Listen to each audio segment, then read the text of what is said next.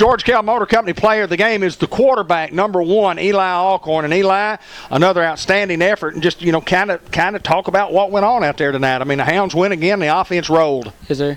It's like we had a slow start, but I just kept talking to him and communicate with the lineman, telling them that we got it, and let's just keep pushing and let's score. And we went in, coach talked about what was going on, and they kind of tried to switch the front on us a couple of times, right. And it gave them a little confusion, but they figured it out. And the more that we talked and communicate, we made big plays. And when we first came out the half, we had a turnover, and then I just talked to him and told him, "Come on, we got it." And we came back out the next possession and threw a touchdown to Theron. Yes, we did, didn't we? And it was also, it was the turning point of the game, sir. No doubt about that. Yes, sir. Scrambling out of the pocket. You're very talented, and your vision.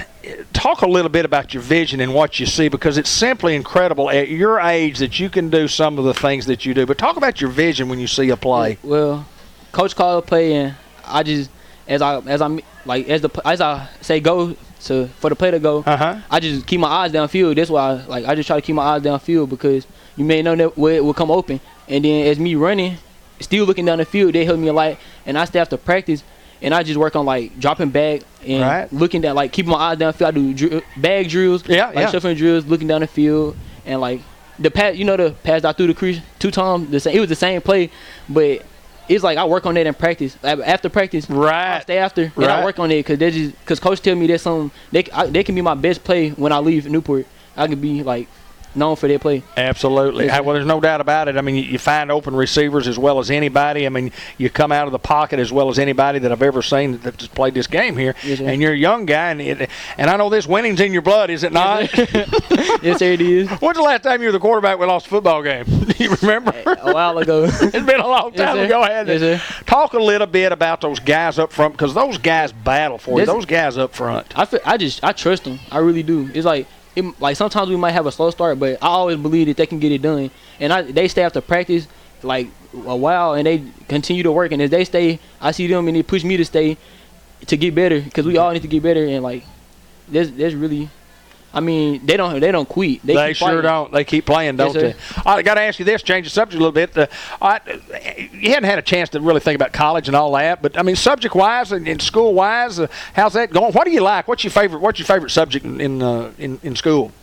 Geometry. Geometry. Geometry. Yeah. Yes, sir. Love math. Yes, Just sir. like doing the math. Yes, sir. Quarterbacks that have math technology, boy, that's an awesome. You figure things out. That's what geometry is. Figuring the angle and a lot of that has to come into play when you do when you play football.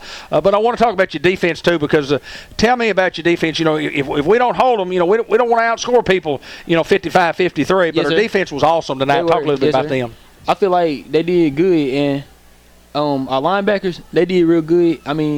They kind of they was getting a couple yards on us, and then we made a little change, and told them that just come down, because the quarterback gonna come in. They start doing it, and they stopped them, and they just continue to stop them. And the secondary, Pooh Bear, Donovan, Jalen, and Theron, they did good. And then Caden got in too, which is second team.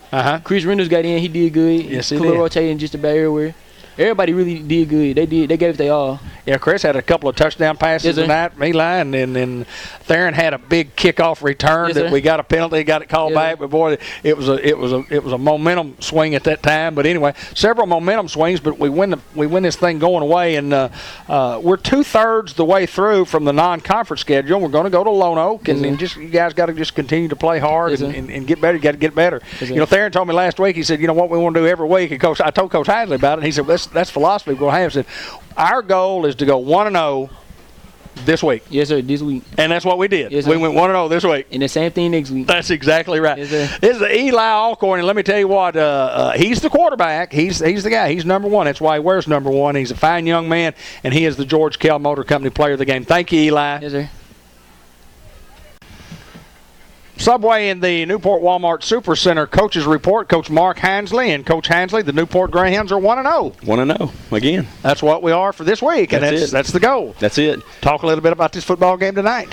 I think we talked about it before we went in, and I know we talked about it at Touchdown Lunch, and I know we've talked about it outside of this, is every year we play Greene County Tech, there's always that poison because – you come out thinking it's Greene County Tech. You come out thinking that you don't have to play as hard against a team like that. And no matter what I say or what I do, they have to see it for themselves. That's just the kid in them. Right. We talked about it all week. I've talked about it with them. Don't be complacent. Want to know, from last week doesn't mean anything. You need to still battle. They're going to come out playing 100%. If you come out 70%, they're going to win. So you didn't want to get in a situation like we're at half. And that's what I told them. Right, absolutely. Yesterday I told them, I said, we're going to come in at half, and we're either going to have a ball game or we're going to have to start talking about how we're going to get our second team in there. And I said, that's not going to be good for us if we have to come in and talk about how we're going to beat them the second half. And that's what happened. And I told him, I said, I must be a psychic, guys. I told you that was going to happen. And I said, you're going to have to come out and play 2 quarters now. You've got to win 2 quarters. And that's the one thing about this team. They do come out and they fight. Well, these guys are down 13-0. We have the ball down there. We get a touchdown, and I mean, we have a couple of touchdowns. Chris was close on a touchdown, and almost put it away. And there's 44 seconds going, and they throw a pass. They throw a deep. Yeah. They made a play, and then all of a sudden it's 13-7 instead of 20 to nothing or whatever. It's 13-7. We're fighting for a life. It's little things. We had them right here. I can't remember what it was, 3rd and short, 4th and short right here. We went to our King Kong package, and we tried to push it. Get a first down. We jumped off sides. Right. Yep. Then we just had things in that second quarter that just kept backing us up behind the sticks, and we just kept shooting ourselves in the foot, and that really set us back and made us have to do things outside of what we felt comfortable doing. And but outside of that, second quarter a little rocky. 3rd and 4th quarter, we took care of business. Well, I want to talk a little bit. I want you to talk a little bit about, and again, I think we get tremendous blocking from our receivers. I mean, they're just outstanding. Our offensive line is they're getting better every play. And that's why I always tell when people say, well, your weakness is your offense. I don't ever always call it a weakness. It's a challenge. We're trying to get them better. They won't, they don't want, so I'll put it to that group. They show up every day.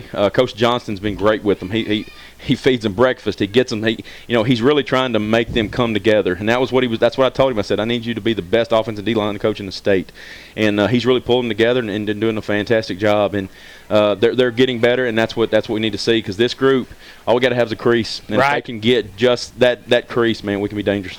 Well, I mean, so many weapons. I mean, Jadarius offensively tonight was outstanding, and of course, Eli was great. Chris with a couple of touchdowns, had almost a third one. Theron was Theron.